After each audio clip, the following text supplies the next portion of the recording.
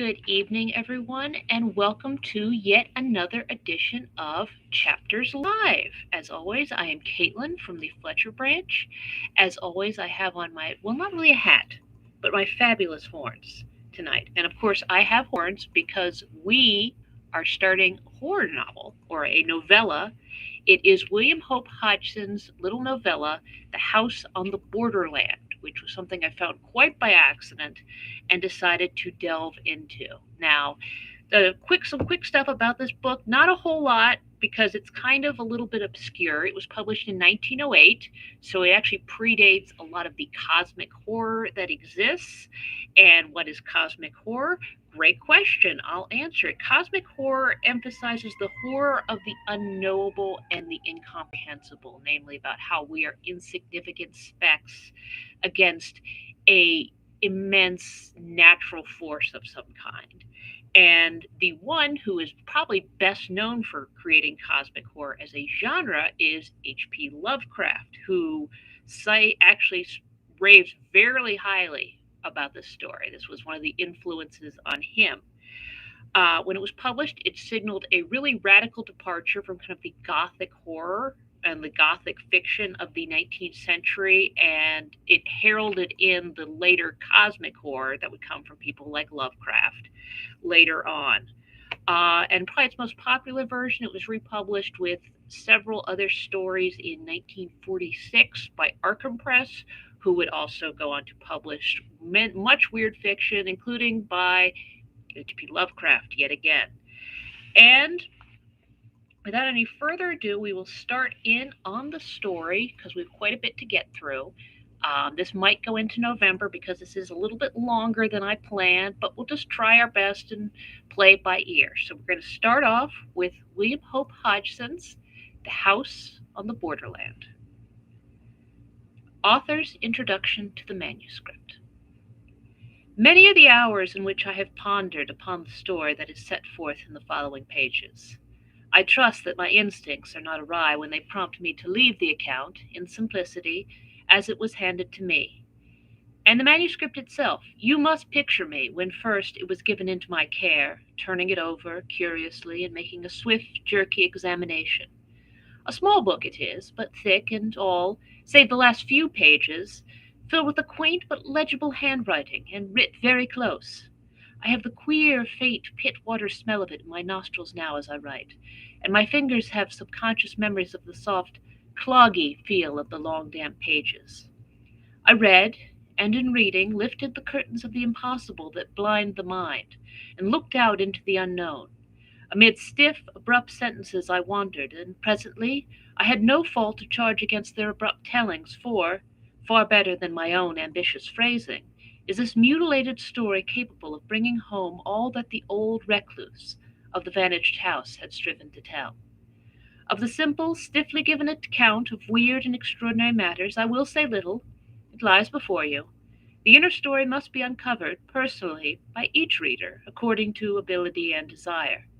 And even should any fail to see, as now I see, the shadowed picture and conception of that to which one may well give the accepted titles of heaven and hell, yet can I promise certain thrills, merely taking the story as a story.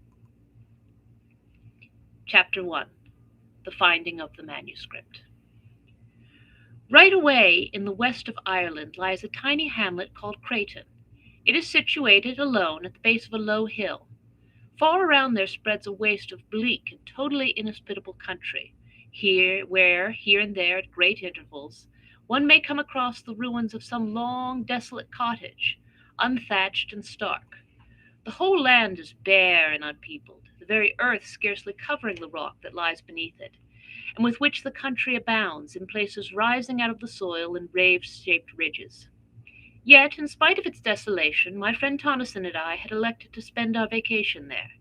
He had stumbled on the place by mere chance the year previously, during the course of a long walking tour, and discovered the possibilities for the angler in a small and unnamed river that runs past the outskirts of the little village.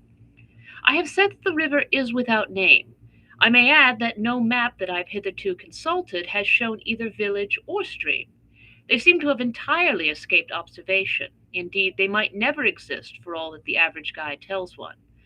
Possibly this can be partly accounted for by the fact that the nearest railway station, Ardrahan, is some 40 miles distant. It was early one warm evening when my friend and I arrived in Creighton. We had reached Ardrahan the previous night, sleeping there in rooms hired at the village post office, and leaving in good time on the following morning, clinging insecurely to one of the typical jaunting cars. It had taken us all day to accomplish our journey over some of the roughest tracks imaginable, with the result that we were thoroughly tired and somewhat bad tempered. However, the tent had to be erected and our goods stowed away before we could think of food or rest. And so we set to work with the aid of our driver, and soon had the tent up upon a small patch of ground just outside the little village, and quite near to the river. Then, having stored all our belongings, we dismissed the driver, as he had to make his way back as speedily as possible, and told him to come across to us at the end of a fortnight. We had brought sufficient provisions to last us for that space of time, and water we could get from the stream. Fuel we did not need, as we had included a small oil stove among our outfit, and the weather was fine and warm. It was Tonnyson's idea to camp out instead of getting lodges in one of the cottages. As he put it, there was no joke in sleeping in a room with a numerous family of healthy Irish in one corner and a pigsty in the other, while overhead a ragged colony of roosting fowls distributed their blessings impartially, and the whole place so full of peat smoke that it made a fellow sneeze his head off just to put it inside the doorway. Tonnyson had got the stove lit now, and was busy cutting slices of bacon into the frying pan, so I took the kettle and walked down to the river for water. On the way I had to pass close to a little group of the village people, who eyed me curiously, but not in any unfriendly manner, though none of them ventured a word. As I returned with my kettle filled, I went up to them, and after a friendly nod, to which they replied in like manner, I asked them casually about the fishing. But instead of answering, they just shook their heads silently and stared at me. I repeated a question, addressing more particularly a great gaunt fellow at my elbow. Yet again I received no answer. Then the man turned to a comrade and said something rapidly in a language that I did not understand, and at once the whole crowd of them fell to jabbering in what, after a few moments, I guessed to be pure Irish. At the same time they cast many glances in my direction. For a minute, perhaps, they spoke amongst themselves thus. Then the man I had addressed faced round at me and said something. By the expression on his face, I guessed that he, in turn, was questioning me, but now I had to shake my head and indicate that I did not comprehend what it was they wanted to know, and so we stood looking at one another until I heard Tonnyson calling for me to hurry up with the kettle. Then, with a smile and a nod, I left them, and all in the little crowd smiled and nodded in return, though their faces still betrayed their puzzlement. It was evident, I reflected as I went toward the tent, that the inhabitants of these few huts in the wilderness did not know a word of English, and when I told Tonnyson, he remarked that he was aware of the fact, and more, that it was not at all uncommon in that part of the country, where the people often lived and died in their isolated hamlets without ever coming into contact with the outside world. "I wish we had got the driver to interpret for us before he left," I remarked as we sat down to our meal. "It seems so strange for the people of this place not to even know what we've come for." Tonnyson grunted in assent, and thereafter was silent for a while. Later, having satisfied our appetites somewhat, we began to talk, laying our plans for the morrow. Then, after a smoke, we closed the flap of the tent and prepared to turn in. "Suppose there's no chance of those fellows outside taking anything?" I asked as we rolled ourselves in our blankets. Thompson said that he did not think so, at least while we were about, and, as he went on to explain, we could lock up everything except the tent and the big chest that we had brought to hold our provisions. I agreed to this, and soon we were both asleep. Next morning, early, we rose and went for a swim in the river, after which we dressed and had breakfast. Then we roused out our fishing tackle and overhauled it, by which time, our breakfast having settled somewhat, we made all secure within the tent and strode off in the direction my friend had explored on his previous visit. During the day we fished happily, working steadily upstream, and by evening we had one of the prettiest creels of fish that I had seen for a long while. Returning to the village, we made a good feed off our day's spoil, after which, having selected a few of the finer fish for our breakfast, we presented the remainder to the group of villagers who had assembled at a respectful distance to watch our doings. They seemed wonderfully grateful, and heaped mountains of what I presumed to be Irish blessings upon our heads. Thus we spent several days, having splendid sport and first-rate appetites to do justice upon our prey. We were pleased to find how friendly the villagers were inclined to be, and that there was no evidence of their having ventured to meddle with our belongings during our absences. It was on a Tuesday that we arrived in Creighton, and it would be on the Sunday following that we made a great discovery. Hitherto we had always gone upstream. On that day, however, we laid aside our rods, and taking some provisions, set off for a long ramble in the opposite direction. The day was warm, and we trudged along leisurely enough, stopping about midday to eat our lunch upon a great flat rock near the river bank. Afterwards we sat and smoked a while, resuming our walk only when we were tired of inaction. For perhaps another hour we wandered onward, chatting quietly and comfortably on this and that matter, and on several occasions stopping while my companion, who is something of an artist, made rough sketches of striking bits of the wild scenery. And then, without any warning whatsoever, the river we had followed so confidently came to an abrupt end, vanishing into the earth. "Good Lord!" I said. "Who ever would have thought of this?" And I stared in amazement. Then I turned to Tonison. He was looking, with a blank expression upon his face, the place where the river disappeared. In a moment he spoke. "Let us go on a bit. It may reappear again, and anyhow it is worth investigating." I agreed, and we went forward once more, although rather aimlessly, for we were not at all certain in which direction to prosecute our search. For perhaps a mile we moved onward. Then Tonison, who had been gazing about curiously, stopped and shaded his eyes. "See," he said after a moment, "isn't that mist or something over there to the right, away in a line with that great piece of rock?" And he indicated with his hand. I stared, and after a minute seemed to see something, but could not be certain, and said so. "Anyway," my friend replied, "we'll just go across and have a glance." And he started off in the direction he had suggested, I following. Presently we came among bushes, and after a time out upon the top of a high, boulder-strewn bank, from which we looked down into a wilderness of bushes and trees. "Seems as though we had come across an oasis in this desert of stone," muttered Tonison, as he gazed interestedly. Then he was silent, his eyes fixed, and I looked also, for up from somewhere about the center of the wooded lowland there rose high in the quiet air a great column of haze-like spray, upon which the sun shone, causing innumerable rainbows. "How beautiful!" I exclaimed. "Yes," answered Tonison thoughtfully, "there must be a waterfall or something over there. Perhaps it's our river come to light again. Let's go and see." Down the sloping bank we made our way, and entered among the trees and shrubberies. The bushes were matted, and the trees overhung us, so that the place was disagreeably gloomy, though not dark enough to hide from me the fact that many of the trees were fruit trees, and that here and there one could trace indistinctly signs of a long-departed cultivation. Thus it came to me that we were making our way through the riot of a great and ancient garden. I said as much to Tonison, and he agreed that there certainly seemed reasonable grounds for my belief. What a wild place it was, so dismal and somber. Somehow, as we went forward, a sense of the silent loneliness and desertion of the old garden grew upon me, and I felt shivery. One could imagine things lurking among the tangled bushes, while in the very air of the place there seemed something uncanny. I think Tonison was conscious of this also, though he said nothing. Suddenly we came to a halt. Through the trees there had grown upon our ears a distant sound. Tonison bent forward, listening. I could hear it more plainly now. It was continuous and harsh, a sort of droning roar seeming to come from far away. I experienced a queer, indescribable little feeling of nervousness. What sort of place was it into which we had got? I looked at my companion to see what he thought of the matter, and noted that there was only puzzlement in his face. And then, as I watched his features, an expression of comprehension crept over them, and he nodded his head. "That's a waterfall!" he exclaimed with conviction. "I know the sound now." And he began to push vigorously through the bushes in the direction of the noise. As we went forward, the sound became plainer continually, showing that we were heading straight toward it. Steadily the roaring grew louder and nearer until it appeared, as I remarked to Tonison, almost to come from under our feet, and still we were surrounded by the trees and shrubs.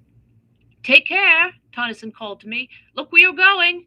And then suddenly we came out from among the trees onto a great open space, where, not 6 paces in front of us, yawned the mouth of a tremendous chasm, from the depths of which the noise appeared to rise, along with the continuous mist-like spray that we had witnessed from the top of the distant bank.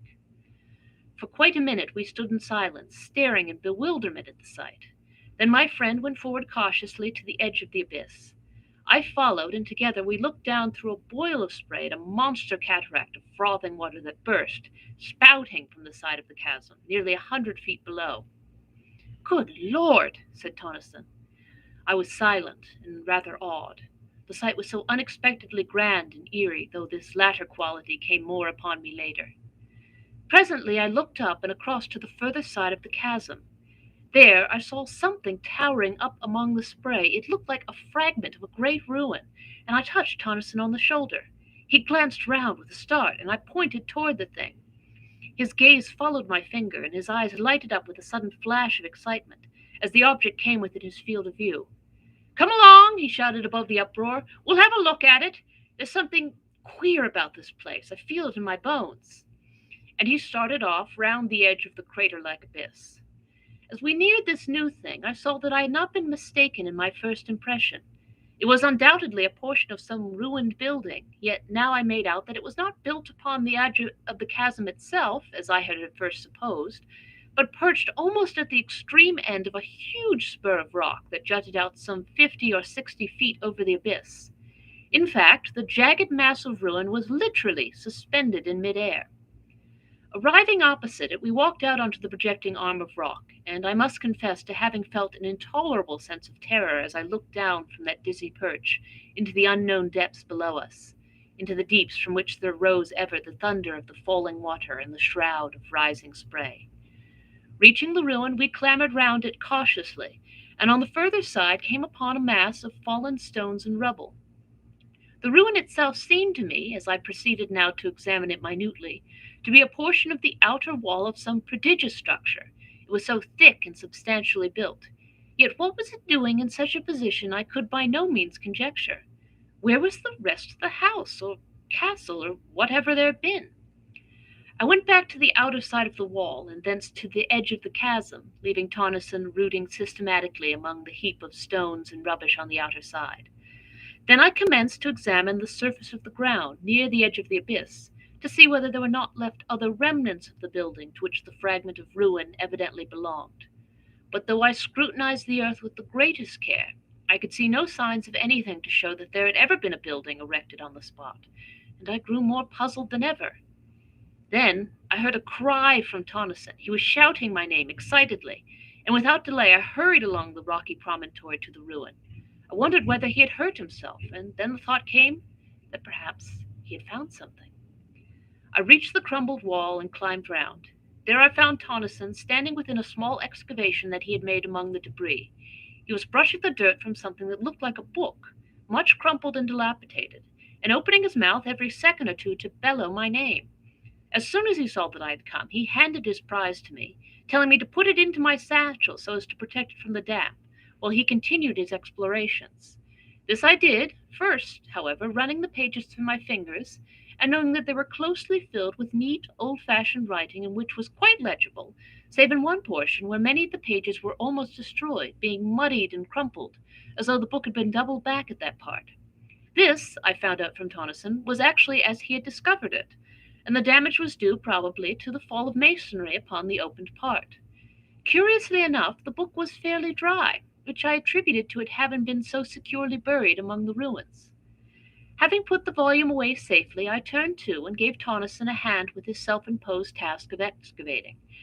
Yet, though we put in over an hour's hard work, turning over the whole of the unheaped stones and rubbish, we came upon nothing more than some fragments of broken wood that might have been parts of a desk or table, and so we gave up searching and went back along the rock once more to the safety of the land. The next thing we did was to make a complete tour of the tremendous chasm, which we were able to observe was in the form of an almost perfect circle, save for where the ruined crowned spur of rock jutted out, spoiling its symmetry. The abyss was, as Tonneson put it, like nothing so much as a gigantic well or pit going sheer down into the bowels of the earth. For some time longer we continued to stare about us, and then, noticing that there was a clear space away to the north of the chasm, we bent our steps in that direction. Here, distant from the mouth of the mighty pit by some hundreds of yards, we came across a great lake of silent water. Silent, that is, save in one place where there was a continuous bubbling and gurgling. Now, being away from the noise of the spouting cataract, we were able to hear one another speak without having to shout at the tops of our voices, and I asked Tennyson what he thought of the place. I told him that I didn't like it, and that the sooner we were out of it, the better I should be pleased. He nodded in reply and glanced at the woods behind furtively. I asked him if he had seen or heard anything. He made no answer, but stood silent as though listening, and I kept quiet also. Suddenly he spoke. "Hark!" he said sharply. I looked at him and then away among the trees and bushes, holding my breath involuntarily. A minute came and went in strained silence. Yet I could hear nothing, and I turned to Tennyson to say as much, and then, even as I opened my lips to speak, there came a strange wailing noise out of the wood on our left. It appeared to float through the trees, and there was a rustle of stirring leaves, and then silence. All at once Tennyson spoke and put his hand on my shoulder. "Let us get out of here," he said, and began to move slowly toward where the surrounding trees and bushes seemed thinnest. As I followed him, it came to me suddenly that the sun was low, and that there was a raw sense of chilliness in the air. Tennyson said nothing further, but kept on steadily. We were among the trees now, and I glanced around nervously, but saw nothing save the quiet branches and trunks and the tangled bushes. Onward we went, and no sound broke the silence, except the occasional snapping of a twig under our feet as we moved forward. Yet, in spite of the quietness, I had a horrible feeling that we were not alone, and I kept so close to Tennyson that twice I kicked his heels clumsily, though he said nothing. A minute, and then another, and we reached the confines of the wood, coming out at last upon the bare rockiness of the countryside. Only then was I able to shake off the haunting dread that had followed me among the trees. Once, as we moved away, there seemed to come again a distant sound of wailing, and I said to myself that it was the wind. Yet the evening was breathless. Presently Tennyson began to talk. "Look you," he said with decision, "I would not spend the night in that place for all of the wealth that the world holds. There's something unholy, diabolical about it. It came to me all in a moment just after you spoke. It seemed to me that the woods were full of vile things, you know." "Yes," I answered, and looked back toward the place, but it was hidden from us by a rise in the ground. "There's the book," I said, and I put my hand into the satchel. "You've got it safely?" he questioned with a sudden access of anxiety. "Yes," I replied. "Perhaps," he continued, "we shall learn something from it when we get back to the tent. We'd better hurry, too. We're a long way off still, and I don't fancy now being caught out here in the dark." It was 2 hours later when we reached the tent, and without delay we set to work to prepare a meal, for we had eaten nothing since our lunch at midday. Supper over, we cleared the things out of the way and lit our pipes. Then Tennyson asked me to get the manuscript out of my satchel. This I did, and then, as we could not both read from it at the same time, he suggested that I should read the thing aloud. "And mind," he cautioned, knowing my propensities, "don't go skipping half the book." Yet, had he but known what it contained, he would have realized how needless such advice was, for once at least. And there, seated in the opening of our little tent, I began the strange tale of the house on the borderland, for such was the title of the manuscript. This is told in the following pages. Chapter 2. The Plain of Silence. I am an old man. I live here in this ancient house, surrounded by huge unkempt gardens. The peasantry who inhabit the wilderness beyond say that I am mad. That is because I will have nothing to do with them. I live here alone with my old sister, who is also my housekeeper. We keep no servants. I hate them. I have one friend, yes, a dog. I would sooner have Old Pepper than the rest of creation together. He, at least, understands me, and has sense enough to leave me alone when I am in my dark moods. I've decided to start a kind of diary. It may enable me to record some of the thoughts and feelings that I cannot express to anyone. But beyond this, I am anxious to make some record of the strange things that I've heard and seen during many years of loneliness in this weird old building. For a couple of centuries, this house has had a reputation, a bad one, and until I bought it, for more than 80 years, no one had lived here. Consequently, I got the old place at a ridiculously low figure. I'm not superstitious, but I have ceased to deny that things happen in this old house. things that I cannot explain, and therefore I must needs ease my mind by writing down an account of them to the best of my ability, though should this, my diary, ever be read when I am gone, the readers will but shake their heads and be the more convinced that I was mad. This house, how ancient it is, though its age strikes one less, perhaps, than the quaintness of its structure, which is curious and fantastic to the last degree. Little curved towers and pinnacles with outlines suggestive of leaping flames predominate, while the body of the building is in the form of a circle. I have heard that there is an old story told amongst the country people to the effect that the devil built the place. However, this is as may be. True or not, I neither know nor care, save as it may have helped to cheapen it ere I came. I must have been here some 10 years before I saw sufficient to warrant any belief in the stories, current in the neighborhood, about this house. It is true that I had, on at least a dozen occasions, seen, vaguely, things that puzzled me, and perhaps had felt more than I had seen. Then, as the years passed, bringing age upon me, I became often aware of something unseen, yet unmistakably present, in the empty rooms and corridors. Still, it was, as I have said, many years before I saw any real manifestations of the so called supernatural. It was not Halloween. If I were telling a story for amusement's sake, I should probably place it on that night of nights, but this is a true record of my own experiences, and I would not put pen to paper to amuse anyone. No, it was after midnight on the morning of the 21st day of January. I was sitting reading, as is often my custom, in my study. Pepper lay, sleeping, near my chair. Without warning, the flames of the two candles went low, and then shone with a ghastly green effulgence. I looked up quickly, and as I did so I saw the light sink into a dull, ruddy tint, so that the room glowed with a strange, heavy crimson twilight that gave the shadows behind the chairs and tables a double depth of blackness, and wherever the light struck it was as though luminous blood had been splashed over the room. Down on the floor I heard a faint, frightened whimper, and something pressed itself in between my 2 feet. It was Pepper, cowering under my dressing gown.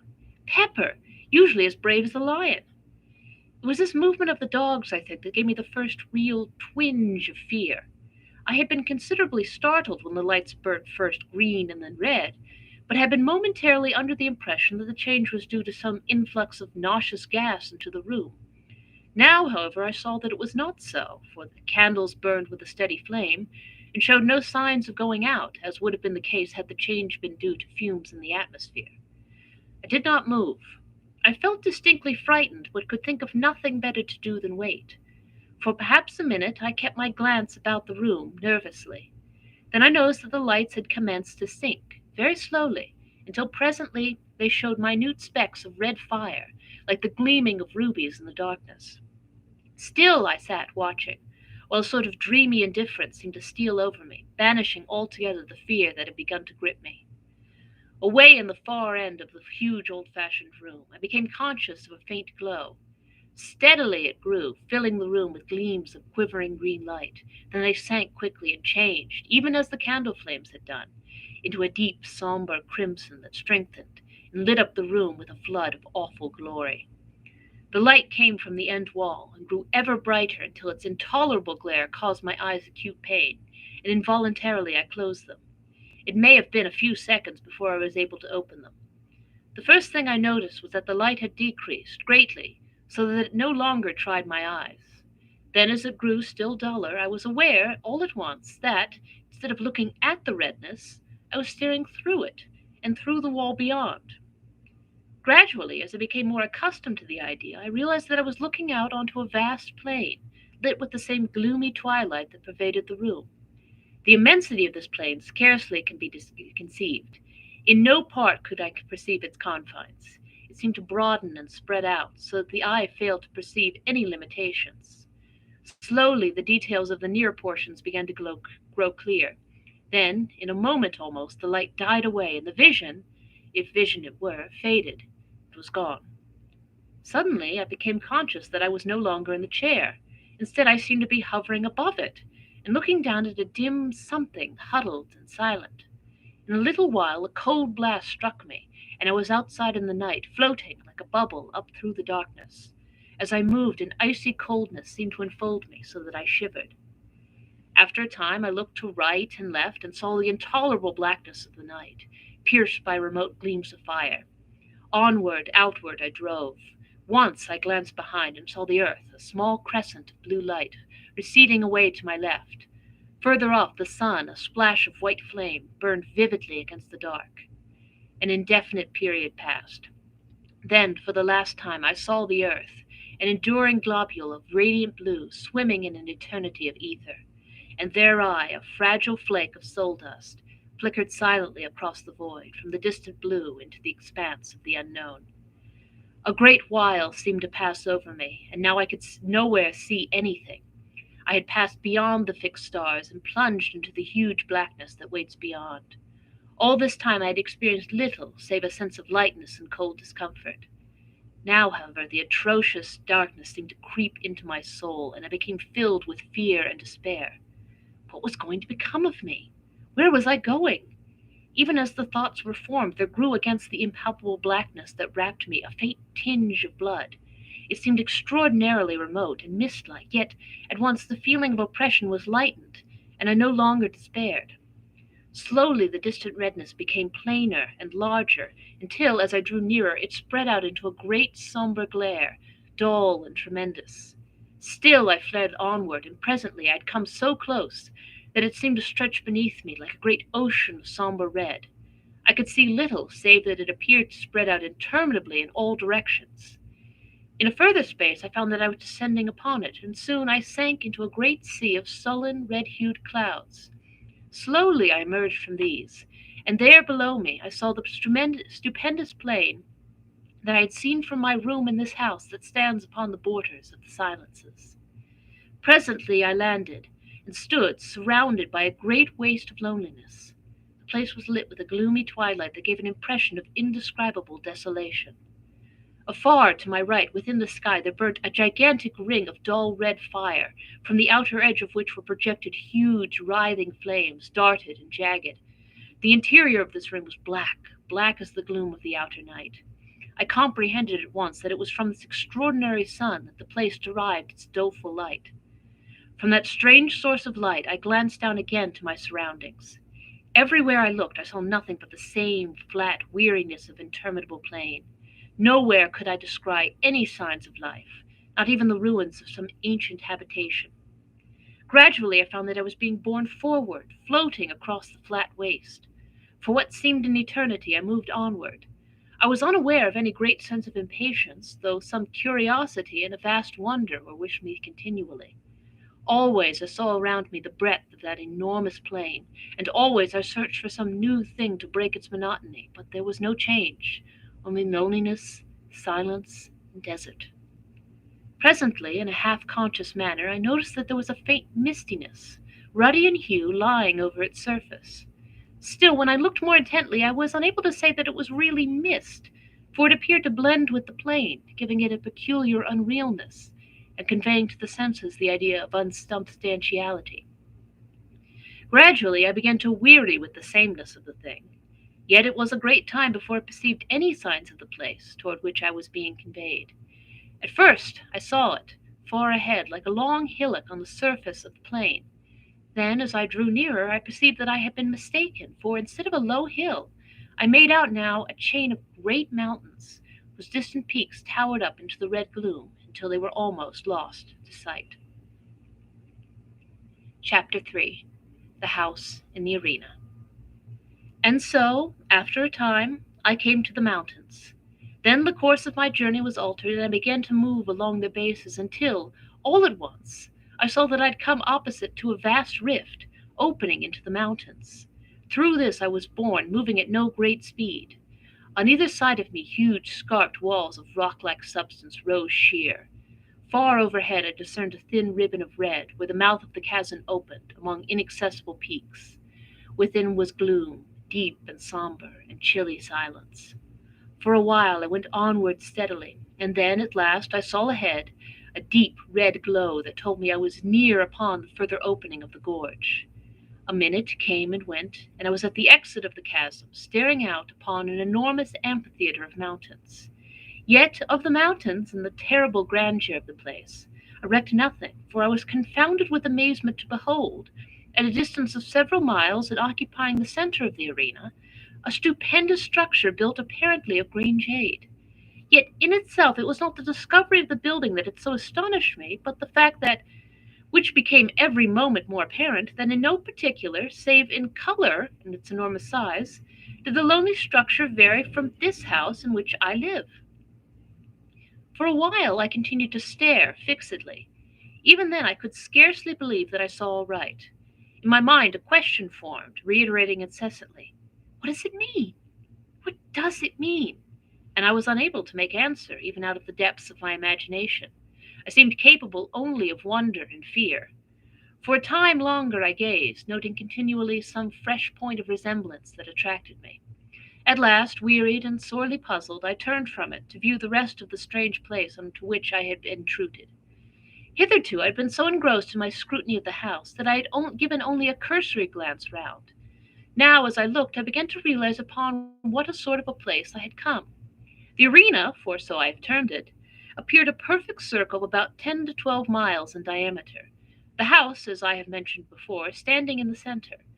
The surface of the place, like to that of the plain, had a peculiar misty appearance that was yet not mist. From a rapid survey my glance passed quickly upward among the slopes of the circling mountains. How silent they were! I think that this same abominable stillness was more trying to me than anything that I had so far seen or imagined. I was looking up now at the great crags towering so loftily.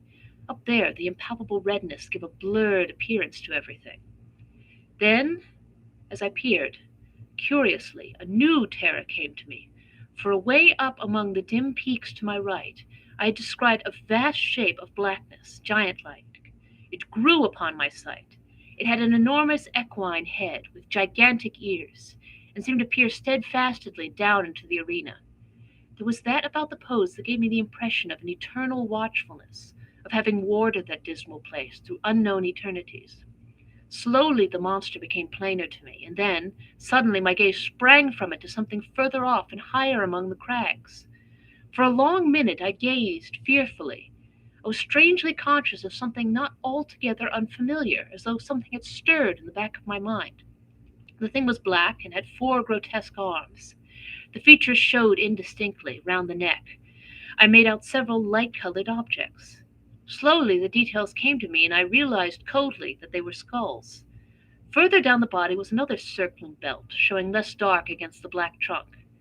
Then, even as I puzzled to know what the thing was, a memory slid into my mind, and straightway I knew that I was looking at a monstrous representation of Kali, the Hindu goddess of death.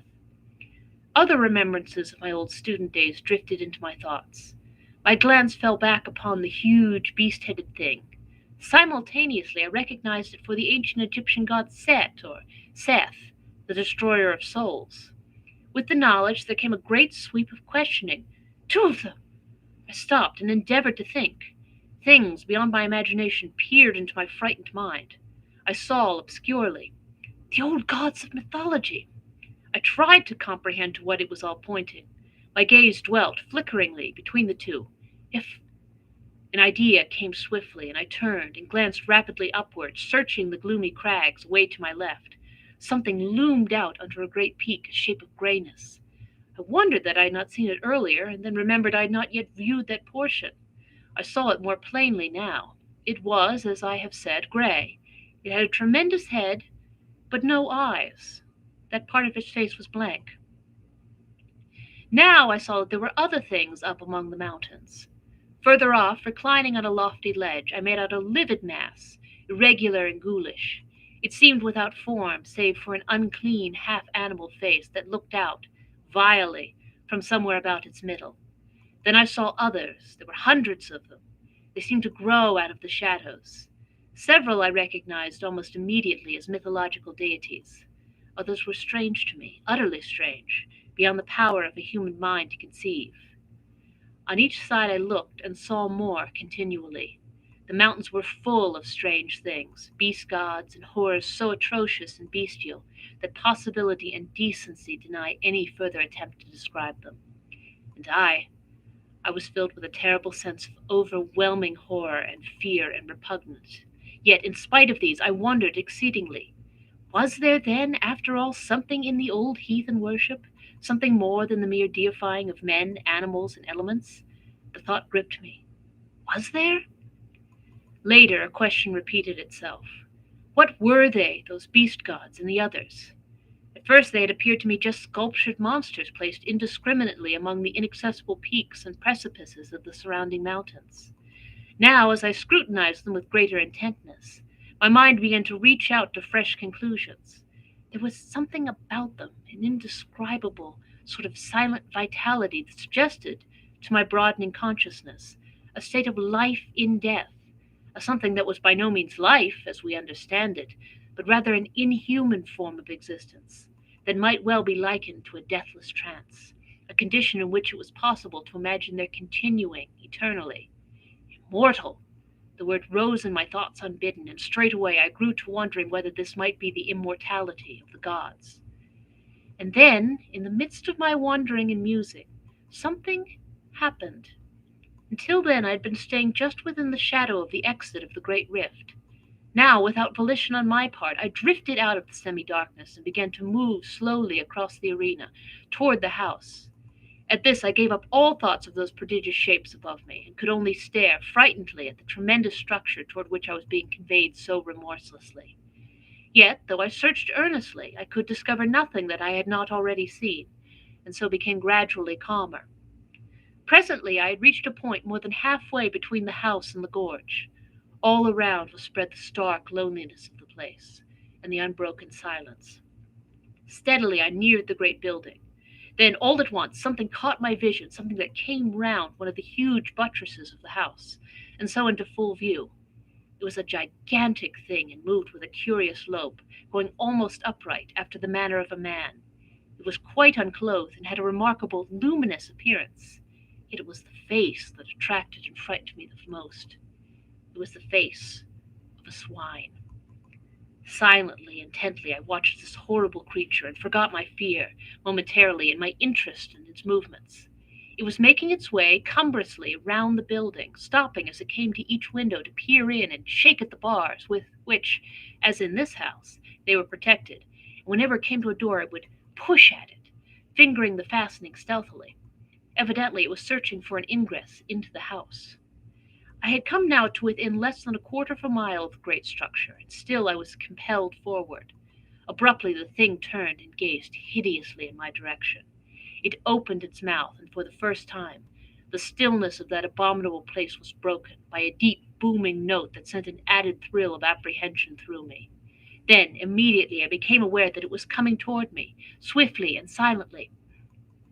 In an instant it had covered half the distance that lay between, and still I was borne helplessly to meet it. Only 100 yards, and the brutish ferocity of the giant face numbed me with a feeling of unmitigated horror. I could have screamed in the supremeness of my fear, and then, in the very moment of my extremity and despair, I became conscious that I was looking down upon the arena, from a rapidly increasing height. I was rising, rising. In an inconceivably short while I had reached an altitude of many 100 feet. Beneath me, the spot that I had just left was occupied by the foul swine creature. It had gone down on all fours and was snuffing and rooting like a veritable hog at the surface of the arena. A moment, and it rose to its feet, clutching upward with an expression of desire upon its face, such as I had never seen in this world. Continually I mounted higher. A few minutes, it seemed, and I had risen above the great mountains, floating alone afar in the redness. At a tremendous distance below, the arena showed dimly, with the mighty house looking no larger than a tiny spot of green. The swine thing was no longer visible. Presently I passed over the mountains, out above the huge breadth of the plain. Far away on its surface, in the direction of the ring-shaped sun, there showed a confused blur. I looked toward it indifferently. It reminded me somewhat of the first glimpse I had caught of the mountain amphitheater. With a sense of weariness, I glanced upward at the immense ring of fire. What a strange thing it was! Then, as I stared out from the dark center, there spurted a sudden flare of extraordinary vivid fire. Compared with the size of the black center, it was as naught, yet, in itself, stupendous. With awakened interest, I watched it carefully, noting its strange boiling and glowing. Then, in a moment, the whole thing grew dim and unreal, and so passed out of sight. Much amazed, I glanced down to the plain from which I was still rising. Thus I received a fresh surprise. The plain, everything had vanished, and only a sea of red mist was spread far below me. Gradually, as I stared, this grew remote, and died away into a dim, far mystery of red against an unfathomable night. A while, and even this had gone, and I was wrapped in an impalpable lightness, gloom. Boy, it got creepy here all of a sudden. That was not planned, but we're going to keep on with it. Oh, and I moved, and I ruined the effect. We're going to move on to chapter 4, the earth. Thus I was, and only the memory that I had lived through the dark once before served to sustain my thoughts. A great time passed, ages, and then a single star broke its way through the darkness. It was the first of one of the outlying clusters of this universe. Presently it was far behind, and all about me shone the splendor of the countless stars. Later, years it seemed, I saw the sun, a clot of flame. Around it I made out presently several remote specks of light, the planets of the solar system. And so I saw the earth again, blue and unbelievably minute. It grew larger and became defined. A long space of time came and went, and then at last I entered into the shadow of the world, plunging headlong into the dim and holy earth night. Overhead were the old constellations, and there was a crescent moon. Then, as I neared the earth's surface, a dimness swept over me, and I appeared to sink into a black mist. For a while, I knew nothing. I was unconscious. Gradually, I became aware of a faint, distant whining. It became plainer. A desperate feeling of agony possessed me. I struggled madly for breath and tried to shout. A moment, and I got my breath more easily. I was conscious that something was licking my hand. Something damp swept across my face. I heard a panting and then again the whining. It seemed to come to my ears now with a sense of familiarity, and I opened my eyes. All was dark, but the feeling of oppression had left me. I was seated, and something was whining piteously and licking me. I felt strangely confused and instinctively tried to ward off the thing that licked. My head was curiously vacant, and for the moment I seemed incapable of action or thought. Then things came back to me, and I called "Pepper!" faintly. I was answered by a joyful bark and renewed and frantic caresses. In a little while I felt stronger and put out my hand for the matches. I groped about for a few moments blindly. Then my hands lit upon them, and I struck a light and looked confusedly around. All about me I saw the old familiar things, and there I sat, full of dazed wonders, until the flame of the match burnt my finger, and I dropped it, while a hasty expression of pain and anger escaped my lips, surprising me with the sound of my own voice. After a moment I struck another match, and, stumbling across the room, lit the candles. As I did so, I observed they had not burned away, but had been put out. As the flame shot up, I turned and stared about the study, yet there was nothing unusual to see, and suddenly a gust of irritation took me. What had happened? I held my head with both hands and tried to remember. The great silent plain and the ring-shaped sun of red fire. Where were they? Where had I seen them? How long ago? I felt dazed and muddled. Once or twice I walked up and down the room unsteadily. My memory seemed dulled, and already the thing that I had witnessed came back to me with an effort. I have a remembrance of cursing peevishly in my bewilderment. Suddenly I turned faint and giddy and had to grasp at the table for support. During a few moments I held on weakly and then managed to totter sideways into a chair. After a little time I felt somewhat better and succeeded in reaching the cupboard where, usually, I keep brandy and biscuits. I poured myself out a little of the stimulant and drank it off. Then, taking a handful of biscuits, I returned to my chair and began to devour them ravenously. I was vaguely surprised at my hunger. I felt as though I had eaten nothing for an uncountably long while. As I ate, my glance roved about the room, taking in its various details, and still searching, though almost unconsciously, for something tangible upon which to take hold, among the invisible mysteries that encompassed me. Surely, I thought, there must be something, and in the same instant my gaze dwelt upon the face of the clock in the opposite corner. Therewith I stopped eating and just stared. For, though its ticking indicated most certainly that it was still going, the hands were pointing to a little before the hour of midnight. night, whereas it was, as well I knew, considerably after that time when I had witnessed the first of the strange happenings I have just described. For perhaps a moment I was puzzled and astounded. Had the hour been the same as when I had last seen the clock, I should have concluded that the hands had stuck in one place, while the internal mechanism went on as usual, but that would in no way account for the hands having travelled backward. Then, even as I turned the matter over in my wearied brain, the thought flashed upon me that it was now close upon the morning of the 22nd, and that I had been unconscious to the visible world through the greater portion of the last 24 hours. The thought occupied my attention for a full minute. Then I commenced to eat again. I was still very hungry. During breakfast next morning I inquired casually of my sister regarding the date, and found my surmise correct. I had indeed been absent, at least in spirit, for nearly a day and a night. My sister asked me no questions, for it is not by any means the first time that I have kept to my study for a whole day, and sometimes a couple of days at a time, when I have been particularly engrossed in my books or work. And so the days pass on, and I am still filled with a wonder to know the meaning of all that I saw on that memorable night. Yet, well, I know that my curiosity is little likely to be satisfied. Chapter 5. The Thing in the Pit. This house is, as I have said before, surrounded by a huge estate and wild and uncultivated gardens. Away at the back, distant some 300 yards, is a dark, deep ravine, spoken of as the pit by the peasantry. At the bottom runs a sluggish stream, so overhung by trees as scarcely to be seen from above. In passing, I must explain that this river has a subterranean origin, emerging suddenly at the east end of the ravine and disappearing as abruptly beneath the cliffs that form its western extremity. It was some months after my vision, if vision it were, of the great plain that my attention was particularly attracted to the pit. I happened one day to be walking along its southern edge when, suddenly, several pieces of rock and shale were dislodged from the face of the cliff immediately beneath me, and fell with a sullen crash through the trees. I heard them splash in the river at the bottom, and then silence. I should not have given this incident more than a passing thought, had not Pepper at once begun to bark savagely, nor would he be silent when I bade him, which is most unusual behavior on his part. Feeling that there must be someone or something in the pit, I went back to the house quickly for a stick. When I returned, Pepper had ceased his barks and was growling and smelling uneasily along the top. Whistling to him to follow me, I started to descend cautiously. The depth to the bottom of the pit must be about 150 feet, and some time as well as considerable care was expended before we reached the bottom in safety. Once down, Pepper and I started to explore along the banks of the river.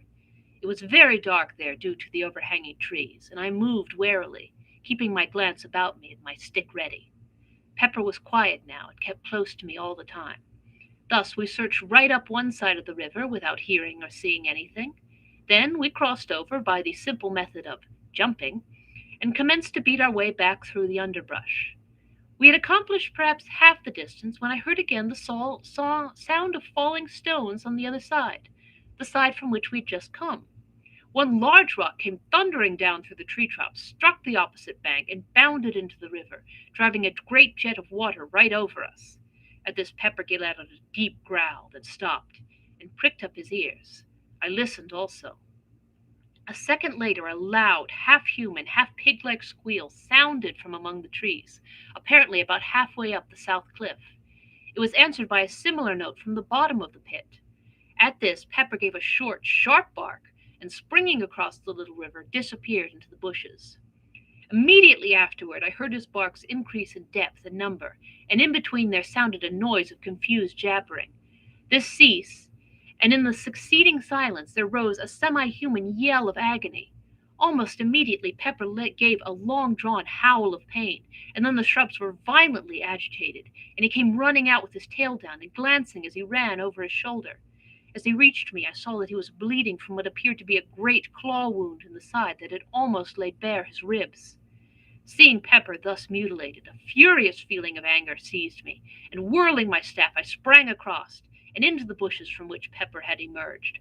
As I forced my way through, I thought I heard a sound of breathing. Next instant I had burst into a little clear space, just in time to see something livid white in color, disappear among the bushes on the opposite side. With a shout, I ran toward it, but though I struck and probed among the bushes with my stick, I neither saw nor heard further, and so returned to Pepper. There, after bathing his wound in the river, I bound my wetted handkerchief round his body, having done which we retreated up the ravine and into the daylight again. On reaching the house, my sister inquired what had happened to Pepper, and I told her he had been fighting with a wildcat, of which I had heard there were several about. I felt it would be better not to tell her how it had really happened, though, to be sure, I scarcely knew myself. But this I did know, that the thing I had seen run into the bushes was no wildcat. It was much too big, and had, so far as I had observed, a skin like a hog's, only of a dead, unhealthy white color. And then it had run upright, or nearly so, upon its hind feet, with a motion somewhat resembling that of a human being. This much I had noticed in my brief glimpse, and, truth to tell, I felt a good deal of uneasiness, besides curiosity, as I turned the matter over in my mind. It was in the morning that the above incident had occurred. Then it would be after dinner, that as I sat reading that, happening to look up suddenly, I saw something peering in over the window ledge, the eyes and ears alone showing. "A pig, by Jove!" I said, and rose to my feet. Thus I saw the thing more completely, but it was no pig. God alone knows what it was. It reminded me vaguely of the hideous thing that had haunted the great arena. It had a grotesquely human mouth and jaw, but with no chin of which to speak. The nose was prolonged into a snout, thus it was that, with the little eyes and queer ears, that gave it such an extraordinarily swine-like appearance. Of forehead there was little, and the whole face was of an unwholesome white color. For perhaps a minute I stood looking at the thing with an ever-growing feeling of disgust and some fear. The mouth kept jabbering inanely, and once emitted a half-swinish grunt. I think it was the eyes that attracted me the most. They seemed to glow at times with a horribly human intelligence, and kept flickering away from my face, over the details of the room, as though my stare disturbed it. It appeared to be supporting itself by two claw-like hands upon the window-sill. These claws, unlike the face, were of a clay brown hue, and bore an indistinct resemblance to human hand, in that they had 4 fingers and a thumb, though these were webbed up to the first joint, much as lyre ducks. Nails it had also, but so long and powerful that they were more like the talons of an eagle than aught else. As I have said before, I felt some fear, though almost of an impersonal kind. I may explain my feeling better by saying that it was more a sensation of abhorrence, such as one might expect to feel if brought in contact with something superhumanly foul, something unholy, belonging to some hitherto undreamt of state of existence. I cannot say that I grasped these various details of the brute at the time. I think they seemed to come back to me afterward as though imprinted upon my brain. I imagined more than I saw as I looked at the thing, and the material details grew upon me later. For perhaps a minute I stared at the creature. Then, as my nerves steadied a little, I shook off the vague alarm that held me, and took a step toward the window. Even as I did so, the thing ducked and vanished. I rushed to the door and looked round hurriedly, but only the tangled bushes and shrubs met my gaze. I ran back into the house, and getting my gun, sallied out to search through the gardens. As I went, I asked myself whether the thing I had just seen was likely to be the same of which I had caught a glimpse in the morning. I inclined to think it was. I would have taken Pepper with me, but judged it better to give his wound a chance to heal. Besides, if the creature I had just seen was, as I imagined, his antagonist of the morning, it was not likely that he would be of much use. I began my search systematically. I was determined, if it were possible, to find and put an end to that swine thing. This, at least, was at least a material horror. At first I searched cautiously, with the thought of Pepper's wound in my mind. But as the hours passed and not a sign of anything living showed in the great, lonely gardens, I became less apprehensive. I felt almost as though I would welcome the sight of it.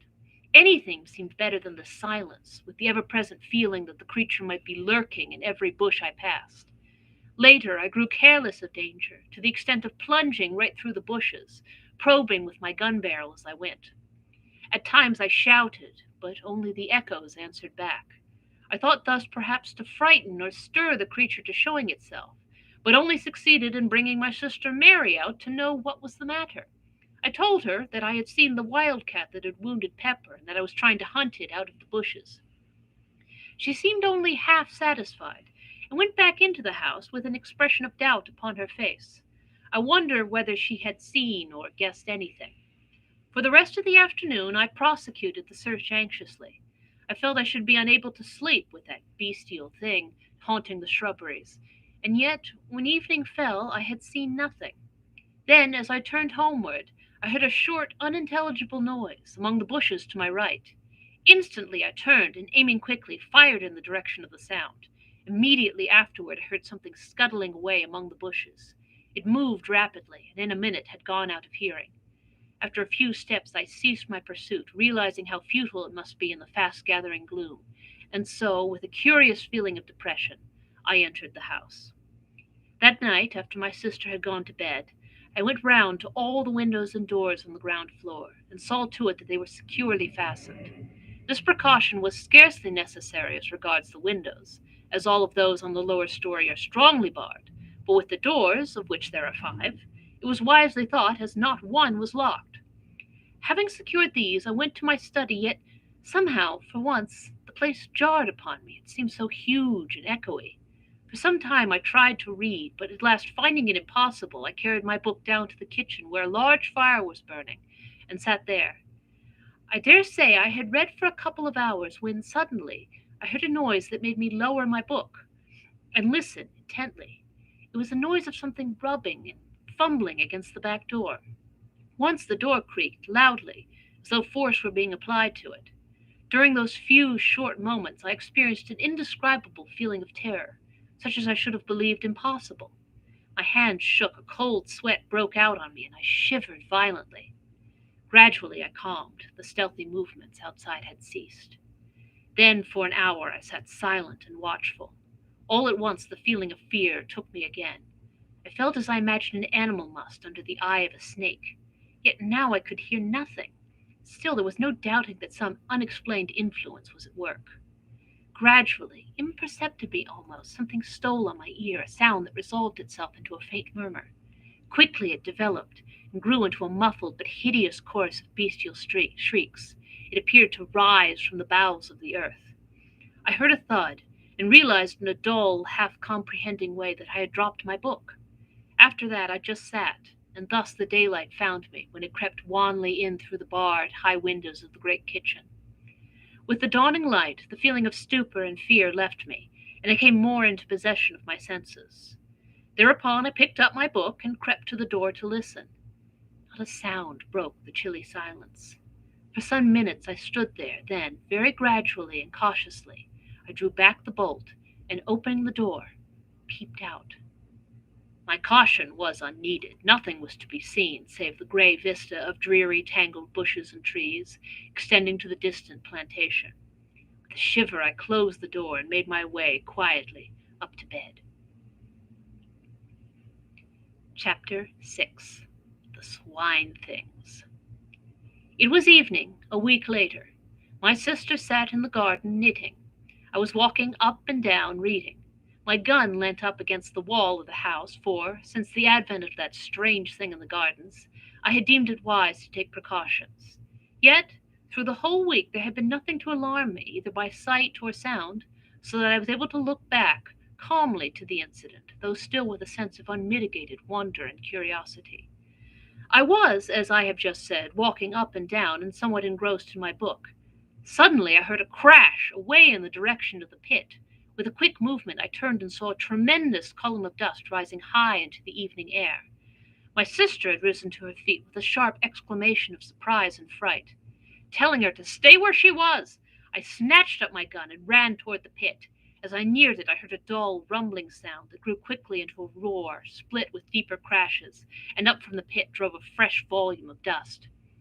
The noise ceased, though the dust still rose tumultuously. I reached the edge and looked down, but could still see nothing save a boil of dust clouds swirling hither and thither.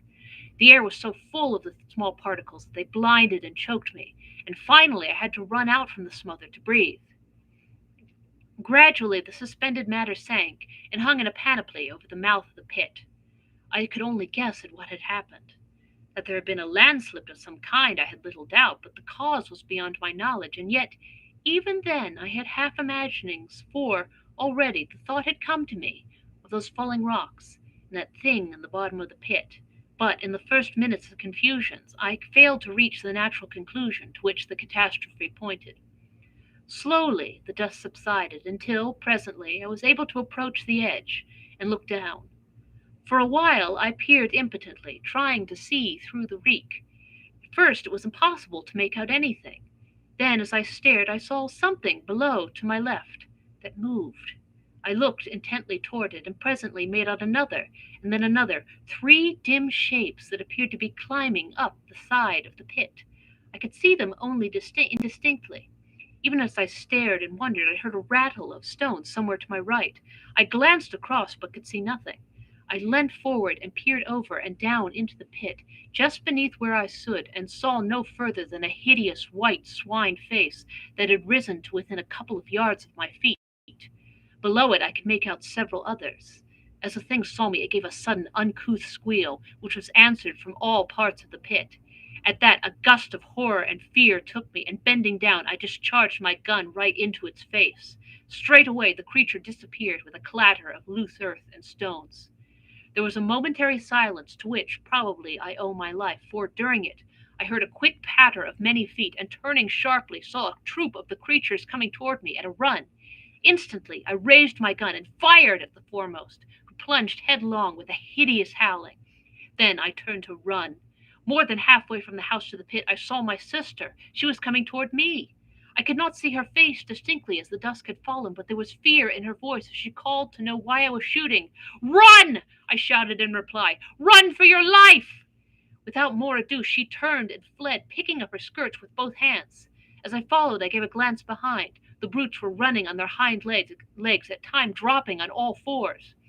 I think it must have been the terror in my voice that spurred Mary to run so, for I feel convinced that she had not as yet seen those hell creatures that pursued. On we went, my sister leading. Each moment the nearing sounds of the footsteps told me that the brutes were gaining on us rapidly. Fortunately, I am accustomed to live in some ways an active life. As it was, the strain of the race was beginning to tell severely on me. Ahead I could see the back door. Luckily it was open. I was some half-dozen yards behind Mary now, and my breath was sobbing in my throat. Then something touched my shoulder. I wrenched my head round quickly and saw one of those monstrous, pallid faces close to mine. One of the creatures, having outrun its companions, had almost overtaken me. Even as I turned, it made a fresh grab. With a sudden effort, I sprang to one side, and swinging my gun by the barrel, brought it crashing down upon the foul creature's head. The thing dropped with an almost human groan. Even this short delay had been nearly sufficient to bring the rest of the brutes down upon me, so that without an instant's waste of time, I turned and ran for the door. Reaching it, I burst into the passage, then, turning quickly, slammed and bolted the door, just as the first of the creatures rushed against it with a sudden shock. My sister sat, gasping, in a chair. She seemed in a fainting condition, but I had no time then to spend on her. I had to make sure that all of the doors were fastened. Fortunately, they were. The one leading from my study into the gardens was the last to which I went. I had just time to note that it was secured when I thought I heard a noise outside. I stood perfectly still and listened. Yes, now I could distinctly hear a sound of whispering, and something slithered over the panels with a rasping, scratchy noise. Evidently some of the brutes were feeling with their claw hands about the door to discover whether there were any means of ingress. That the creatures should so soon have found the door was, to me, a proof of their reasoning capabilities. It assured me that they must not be regarded by any means as mere animals. I had felt something of this before when that first thing peered in through my window. Then I had applied the term superhuman to it with an almost instinctive knowledge that the creature was something different from the brute beast, something beyond human, yet in no good sense, but rather as something foul and hostile to the great and good in humanity. In a word, as something intelligent and yet inhuman. The very thought of the creatures filled me with revulsion. Now I bethought me of my sister, and going to the cupboard, I got out a flask of brandy and a wine-glass. Taking these, I went down to the kitchen, carrying a lighted candle with me. She was not sitting in the chair, but had fallen out, and was lying upon the floor, face downward. Very gently I turned her over, and raised her head somewhat. Then I poured a little of the brandy between her lips. After a while she shivered slightly. A little later she gave several gasps and opened her eyes. In a dreamy, unrealizing way she looked at me. Then her eyes closed slowly, and I gave her a little more of the brandy. For perhaps a minute longer she lay silent, breathing quickly. All at once her eyes opened again, and it seemed to me as I looked that the pupils were dilated, as though fear had come with returning consciousness. Then, with a movement so unexpected that I started backwards, she sat up. Noticing that she seemed giddy, I put out my hand to steady her. At that she gave a loud scream, and scrambling to her feet, ran from the room. For a moment I stayed there, kneeling and holding the brandy flask. I was utterly puzzled and astonished. Could she be afraid of me? But no, why should she? I could only conclude that her nerves were badly shaken and that she was temporarily unhinged. Upstairs I heard a door bang loudly, and I knew that she had taken refuge in her room. I put the flask down on the table. My attention was distracted by a noise in the direction of the back door. I went toward it and listened. It appeared to be shaken, as though some of the creatures struggled with it, silently, but it was far too strongly constructed and hung to be easily moved. Out in the gardens rose a continuous sound. It might have been mistaken by a casual listener for the grunting and squealing of a herd of pigs. But, as I stood there, it came to me that there was sense and meaning in all those swinish noises. Gradually I seemed able to trace a semblance in it to human speech, glutinous and sticky, as though each articulation were made with difficulty. Yet, nevertheless, I was becoming convinced that it was no mere medley of sounds, but a rapid interchange of ideas. By this time it had grown quite dark in the passages, and from these came all the varied cries and groans of which an old house is so full after nightfall. It is, no doubt, because things are then quieter, and one has more leisure to hear. Also, there may be something in the theory that the sudden change in temperature at sundown affects the structure of the house somewhat, causing it to contract and settle, as it were, for the night. However, this is as may be, but on that night in particular, I would gladly have been quit of so many eerie noises. It seemed to me that each crack and creak was the coming of one of those things along the dark corridors, though I knew in my heart that this could not be, for I had seen myself that all the doors were secure. Gradually, however, these sounds grew on my nerves to such an extent that, were it only to punish my cowardice, I felt I must make the round of the basement again, and if anything were out there, face it. And then I would go up to my study, for I knew sleep was out of the question, with the house surrounded by creatures, half beast, half something else, and entirely unholy. Taking the kitchen lamp down from its hook, I made my way from cellar to cellar, and room to room, through pantry and coal hole, along passages, and into the 101 little blind alleys and hidden nooks that formed the basement of the old house. Then, when I knew that I had been in every corner and cranny large enough to conceal aught of any size, I made my way to the stairs. With my foot on the first step, I paused. It seemed to me I heard a movement, apparently from the buttery, which is to the left of the staircase.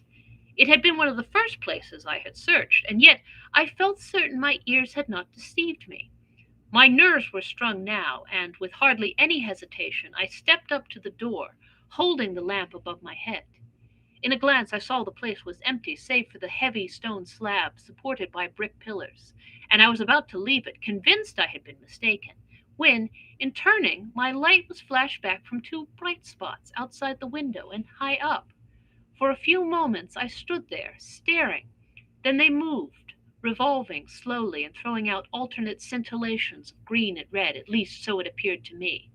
I knew then that they were eyes. Slowly I traced the shadowy outline of one of the things. It appeared to be holding on to the bars of the window, and its attitude suggested climbing. I went nearer to the window and held the light higher. There was no need to be afraid of the creature. The bars were strong, and there was little danger of its being able to move them. And then, suddenly, in spite of the knowledge that the brute could not reach to harm me, I had a return of the horrible sensation of fear that had assailed me on that night a week previously. It was the same feeling of helpless, shuddering fright. I realized dimly that the creature's eyes were looking into mine with a steady, compelling stare. I tried to turn away, but could not. I seemed now to see the window through a mist. Then I thought other eyes came and peered, and yet others, until a whole galaxy of malignant, staring orbs seemed to hold me in thrall. My head began to swim and throb violently. Then I was aware of a feeling of acute physical pain in my left hand. It grew more severe and forced, literally forced, my attention. With a tremendous effort, I glanced down, and with that, the spell that had held me was broken. I realized then that I had, in my agitation, unconsciously caught hold of the hot lamp glass and burnt my hand badly. I looked up to the window again. The misty appearance had gone, and now I saw that it was crowded with dozens of bestial faces. With a sudden access of rage, I raised the lamp and hurled it full at the window. It struck the glass, smashing a pane, and passed between two of the bars out into the garden, scattering burning oil as it went. I heard several loud cries of pain, and, as my sight became accustomed to the dark, I discovered that the creatures had left the window. Pulling myself together, I groped for the door, and having found it, made my way upstairs, stumbling at each step. I felt dazed, as though I had received a blow on the head. At the same time, my hand smarted badly, and I was full of a nervous, dull rage against those things. Reaching my study, I lit the candles. As they burnt up, their rays were reflected from the rack of firearms on the side wall. At the sight, I remembered that I had there a power which, as I had proved earlier, seemed as fatal to those monsters as to more ordinary animals, and I determined that I would take the offensive. First of all, I bound up my hand, for the pain was past becoming intolerable. After that, it seemed easier, and I crossed the room to the rifle stand. There I selected a heavy rifle, an old and tried weapon, and having procured ammunition, I made my way up into one of the small towers with which the house is crowned. From there I found that I could see nothing. The gardens presented a dim blur of shadows, a little blacker perhaps where the trees stood. That was all, and I knew that it was useless to shoot down into all that darkness. The only thing to be done was to wait for the moon to rise. Then I might be able to do a little execution. In the meantime I sat still and kept my ears open. The gardens were comparatively quiet now, and only an occasional grunt or squeal came up to me. I did not like this silence. It made me wonder on what devilry the creatures were bent. Twice I left the tower and took a walk through the house, but everything was silent. Once I heard a noise from the direction of the pit, as though more earth had fallen.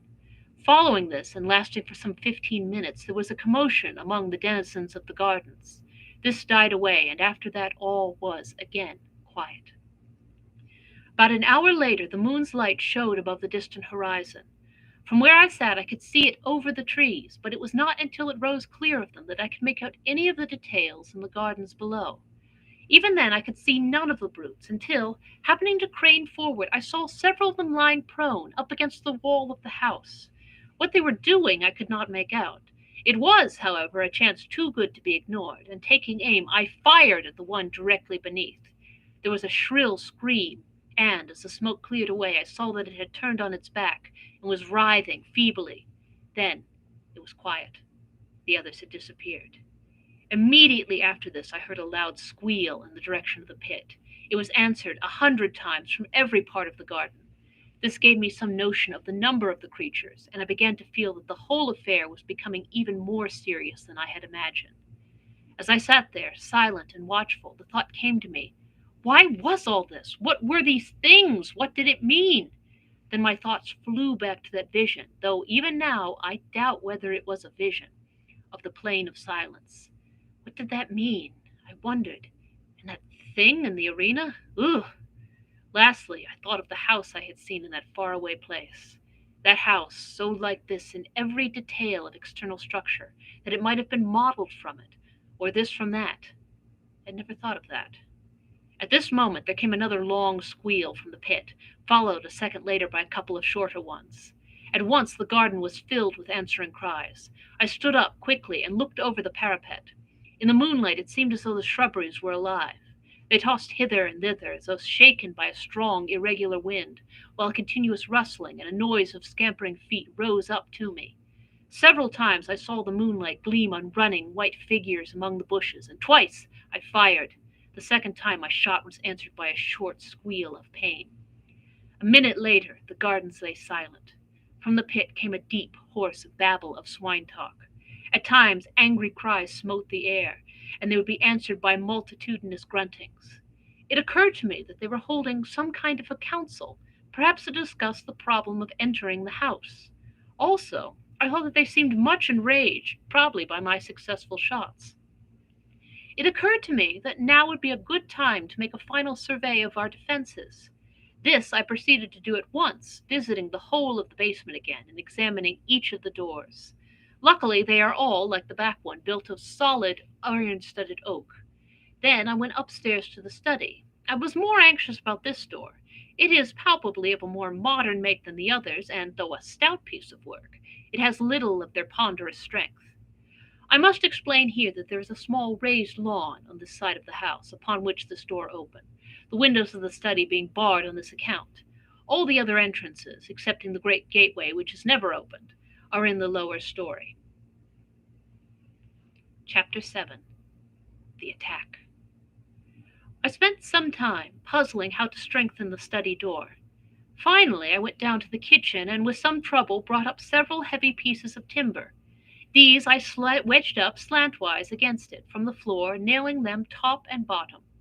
For half an hour I worked hard, and at last got it shored to my mind. Then, feeling easier, I resumed my coat, which I had laid aside, and proceeded to attend to one or two matters before returning to the tower. It was whilst thus employed that I heard a fumbling at the door, and the latch was tried. Keeping silence, I waited. Soon I heard several of the creatures outside. They were grunting to one another softly. Then, for a minute, there was quietness. Suddenly there sounded a quick, low grunt, and the door creaked under a tremendous pressure. It would have burst inward but for the supports I had placed. The strain ceased as quickly as it had begun, and there was more talk. Presently one of the things squealed softly, and I heard the sound of others approaching. There was a short confabulation, then again silence, and I realized they had called several more to assist. Feeling that now was the supreme moment, I stood ready with my rifle presented. If the door gave, I would, at least, slay as many as possible. Again came the low signal, and once more the door cracked under a huge force. For a minute, perhaps, the pressure was kept up, and I waited nervously, expecting each moment to see the door come down with a crash.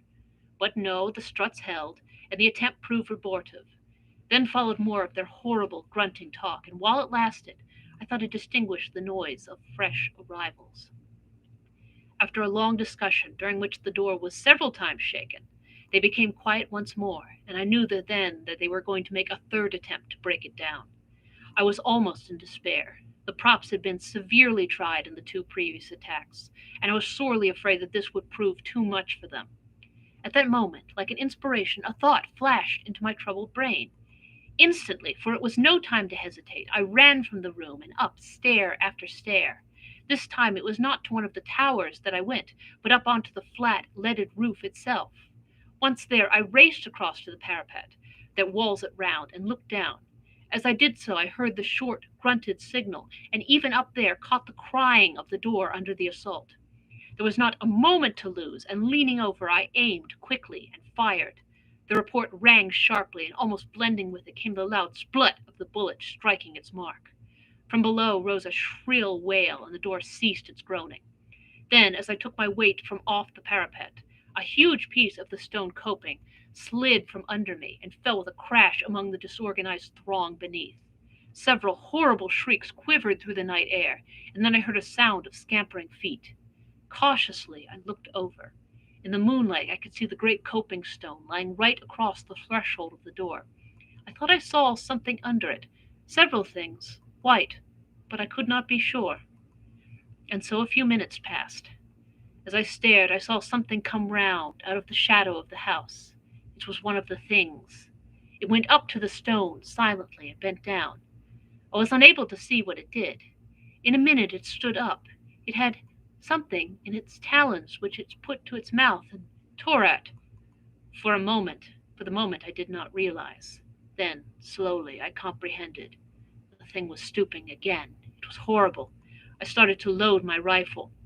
When I looked again, the monster was tugging at the stone, moving it to one side. I leant the rifle on the coping and pulled the trigger. The brute collapsed on its face and kicked slightly. Simultaneously, almost with the report, I heard another sound, that of breaking glass. Waiting only to recharge my weapon, I ran from the roof and down the first two flights of stairs. Here I paused to listen. As I did so, there came another tinkle of falling glass. It appeared to come from the floor below. Excitedly, I sprang down the steps and, guided by the rattle of the window sash, reached the door of one of the empty bedrooms at the back of the house. I thrust it open. The room was but dimly illuminated by the moonlight, most of the light being blotted out by moving figures in the window.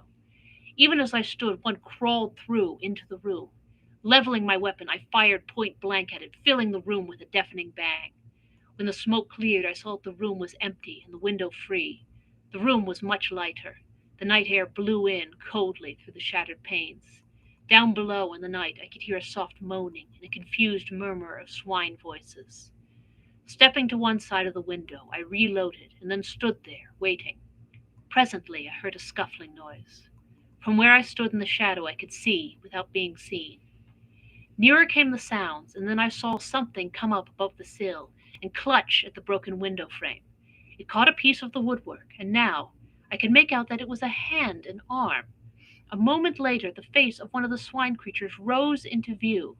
Then, before I could use my rifle or do anything, there came a sharp crack, crack, and the window frame gave way under the weight of the thing. Next instant, a squashing thud and a loud outcry told me that it had fallen to the ground. With a savage hope that it had been killed, I went to the window. The moon had gone behind a cloud so that I could see nothing, though a steady hum of jabbering, just beneath where I stood, indicated that there were several more of the brutes close at hand. As I stood there, looking down, I marveled at how it had been possible for the creatures to climb so far, for the wall is comparatively smooth, while the distance to the ground must be at least 80 feet. All at once, as I bent, peering, I saw something, indistinctly, that cut the gray shadow of the house side with a black line. It passed the window to the left at a distance of about 2 feet. Then I remembered that it was a gutter pipe that had been put there some years ago to carry off the rainwater. I'd forgotten about it. I could see now how the creatures had managed to reach the window. Even as a solution came to me, I heard a faint slithering, scratching noise, and knew that another of the brutes was coming. I waited some odd moments, then leant out the window and felt the pipe. To my delight, I found that it was quite loose, and I managed, using the rifle barrel as a crowbar, to lever it out from the wall. I worked quickly. Then, taking hold with both hands, I wrenched the whole concern away and hurled it down, with the thing still clinging to it, into the garden. For a few minutes longer I waited there, listening, but after the first general outcry, I heard nothing. I knew now that there was no more reason to fear an attack from this quarter. I had removed the only means of reaching the window, and as none of the other windows had any adjacent water pipes to tempt the climbing powers of the monsters, I began to feel more confident of escaping their clutches. Leaving the room, I made my way down to the study. I was anxious to see how the door had withstood the test of that last assault. Entering, I lit 2 of the candles and then turned to the door. One of the large props had been displaced, and on that side the door had been forced inward some 6 inches. It was providential that I had managed to drive the brutes away just as when I did. And that coping stone! I wondered vaguely how I had managed to dislodge it. I had not noticed it loose as I took my shot, and then, as I stood up, it had slipped away from beneath me. I felt that I owed the dismissal of the attacking force more to its untimely fall than to my rifle. Then the thought came that I had better seize this chance to shore up the door again. It was evident that the creatures had not returned since the fall of the coping stone, but who was to say how long they would keep away? There and then I set to at repairing the door, working hard and anxiously. First I went down to the basement and, rummaging round, found several pieces of heavy oak planking. With these I returned to the study and, having removed the props, placed the pranks up against the door. Then I nailed the heads of the struts to these, and driving them well home at the bottoms, nailed them again there. Thus I made the door stronger than ever, for now it was solid with the backing of boards, and would, I felt convinced, stand a heavier pressure than hitherto, without giving way. After that I lit the lamp which I had brought from the kitchen, and went down to have a look at the lower windows. Now that I had seen an instance of the strength the creatures possessed, I felt considerable anxiety about the windows on the ground floor, in spite of the fact that they were so strongly barred. I went first to the buttery, having a vivid remembrance of my late adventure there. The place was chilly, and the wind, sloughing in through the broken glass, produced an eerie note. Aside from the general air of dismalness, the place was as I had left it the night before. Going up to the window, I examined the bars closely, noting as I did so their comfortable thickness. Still, as I looked more intently, it seemed to me that the middle bar was bent slightly from the straight. Yet it was but trifling, and it might have been so for years. I had never before noticed them particularly. I put my hand through the broken window and shook the bar. It was as firm as a rock. Perhaps the creatures had tried to start it, and finding it beyond their power, ceased from the effort. After that, I went round to each of the windows, in turn, examining them with careful attention. But nowhere else could I trace anything to show that there had been any tampering. Having finished my survey, I went back to the study and poured myself out a little brandy. Then to the tower to watch. And this will be our last chapter of the evening, chapter 8, After the Attack. It was now about 3 a.m., and presently the eastern sky began to pale with the coming of dawn. Gradually the day came, and by its light I scanned the gardens earnestly, but nowhere could I see any sign of the brutes. I leant over and glanced down to the foot of the wall to see whether the body of the thing I had shot the night before was still there. It was gone. I supposed that others of the monsters had removed it during the night. Then I went down onto the roof and crossed over to the gap from which the coping stone had fallen. Reaching it, I looked over. Yes, there was the stone as I had seen it last, but there was no appearance of anything beneath it, nor could I see the creatures I had killed after its fall. Evidently they also had been taken away. I turned and went down to my study. There I sat down wearily. I was thoroughly tired. It was quite light now, though the sun's rays were not as yet imperceptibly hot. The clock chimed the hour of 4. I woke with a start and looked round hurriedly. The clock in the corner indicated that it was 3 o'clock. It was already afternoon. I must have slept for nearly 11 hours. With a jerky movement, I sat forward in the chair and listened. The house was perfectly silent. Slowly I stood up and yawned. I felt desperately tired still and sat down again, wondering what it was that had waked me. It must have been the clock striking, I concluded presently, and was commencing to doze off when a sudden noise brought me back, once more, to life. It was the sound of a step, as of a person moving cautiously down the corridor toward my study. In an instant I was on my feet and grasping my rifle. Noiselessly I waited. Had the creatures broken in whilst I slept? Even as I questioned, the steps reached my door, halted momentarily, and then continued down the passage. Silently I tiptoed to the doorway and peeped out. Then I experienced such a feeling of relief as must have reprieved criminal. It was my sister. She was going down the stairs. I stepped into the hall and was about to call to her when it occurred to me that it was very queer that she should have crept past my door in that stealthy manner. I was puzzled, and for one brief moment the thought occupied my mind that it was not she, but some fresh mystery of the house. Then, as I caught a glimpse of her old petticoat, the thought passed as quickly as it had come, and I half laughed. There could be no mistaking that ancient garment. Yet I wondered what she was doing, and remembering her condition of mind on the previous day, I felt that it might be best to follow quietly, taking care not to alarm her, and see what she was going to do. If she behaved rationally, well and good. If not, I should have to take steps to restrain her. I could run no unnecessary risks under the danger that threatened us. Quickly I reached the head of the stairs and paused a moment. Then I heard a sound that sent me leaping down at a mad rate. It was the rattle of bolts being unshot. That foolish sister of mine was actually unbarring the back door. Just as her hand was on the last bolt, I reached her. She had not seen me, and the first thing she knew, I had hold of her arm.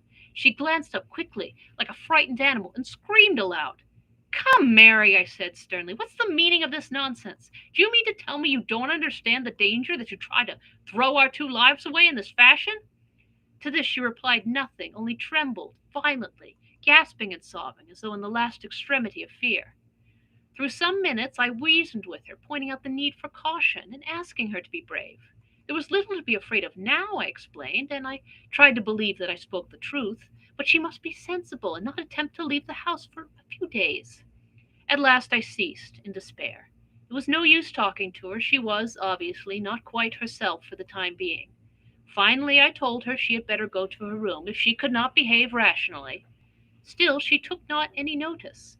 So without more ado I picked her up in my arms and carried her there. At first she screamed wildly, but had relapsed into silent trembling by the time I reached the stairs. Arriving at her room, I laid her upon the bed. She lay there quietly enough, neither speaking nor sobbing, just shaking in a very ague of fear. I took a rug from a chair near by and spread it over her. I could do nothing more for her, and so crossed to where Pepper lay in a big basket. My sister had taken charge of him since his wound, to nurse him, for it had proved more severe than I had thought, and I was pleased to note that, in spite of her state of mind, she had looked after the old dog carefully. Stooping, I spoke to him, and in reply he licked my hand feebly. He was too ill to do more. Then, going to the bed, I bent over my sister and asked her how she felt, but she only shook the more, and much as it pained me, I had to admit that my presence seemed to make her worse. And so I left her, locking the door and pocketing the key. It seemed to be the only course to take. The rest of the day I spent between the tower and my study. For food, I brought up a loaf from the pantry, and on this, and some claret, I lived for that day. What a long, weary day it was! If only I could have gone out into the gardens, as is my wont, I should have been content enough, but to be cooped in this silent house, with no companion save a madwoman and a sick dog, was enough to prey upon the nerves of the hardiest. And out in the tangled shrubberies that surrounded the house lurked, for all I could tell, those infernal swine creatures waiting their chance. Was ever a man in such straits? Once, in the afternoon, and again later, I went to visit my sister. The second time I found her tending Pepper, but at my approach she slid over unobtrusively to the far corner, with a gesture that saddened me beyond belief. Poor girl! Her fear cut me intolerably, and I would not intrude on her unnecessarily. She would be better, I trusted, in a few days. Meanwhile I could do nothing, and I judged it still needful, hard as it seemed, to keep her confined to her room. One thing there was that I took for encouragement. She had eaten some of the food I had taken to her on my first visit. And so the day passed. As the evening drew on, the air grew chilly, and I began to make preparations for passing a second night in the tower, taking up 2 additional rifles and a heavy ulster. The rifles I loaded and laid alongside my other, as I intended to make things warm for any of the creatures who might show during the night. I had plenty of ammunition, and I thought to give the brutes such a lesson as should show them the uselessness of attempting to force an entrance. After that I made the round of the house again, paying particular attention to the props that supported the study door. Then, feeling that I had done all that lay in my power to ensure our safety, I returned to the tower, calling in on my sister and Pepper for a final visit on the way. Pepper was asleep, but woke as I entered and wagged his tail in recognition. I thought he seemed slightly better. My sister was lying on the bed, though whether asleep or not I was unable to tell, and thus I left them. Reaching the tower, I made myself as comfortable as circumstances would permit, and settled down to watch through the night. Gradually darkness fell, and soon the details of the gardens were merged into shadows. During the first few hours I sat, alert, listening for any sound that might help to tell me if anything was stirring down below. It was far too dark for my eyes to be of much use. Slowly the hours passed without anything unusual happening, and the moon rose, showing the gardens apparently empty and silent, and so through the night, without disturbance or sound. Toward morning I began to grow stiff and cold with my long vigil. Also I was getting very uneasy concerning the continued quietness on the part of the creatures. I mistrusted it, and would sooner far have had them attack the house openly. Then at least I should have known my danger and been able to meet it, but to wait like this, through a whole night, picturing all kinds of unknown devilment, was to jeopardize one's sanity. Once or twice the thought came to me that perhaps they had gone, but in my heart I found it impossible to believe that it was so. That is where we shall leave off for this evening, as once you can see the lights have gone off, which shall be a perfect ending to this episode of Chapters. I hope you've enjoyed it. Our next meeting will be October the 28th, another Thursday, 2 weeks from now, at 7 p.m., right here on YouTube. And I'm going to tell you right now, this story will more than likely move into the second week of November as well. But I hope that you enjoyed tonight's reading of William Hope Hodgson's The House on the Borderland. Tune in 2 weeks on the 28th at 7 p.m. for the next part of the story. In the meantime, keep reading with the lights off. Keep wearing your fabulous sets of horns like I am. And I shall see you in 2 weeks' time, 28th, 7 p.m., right here on YouTube. and have a good evening. Bye.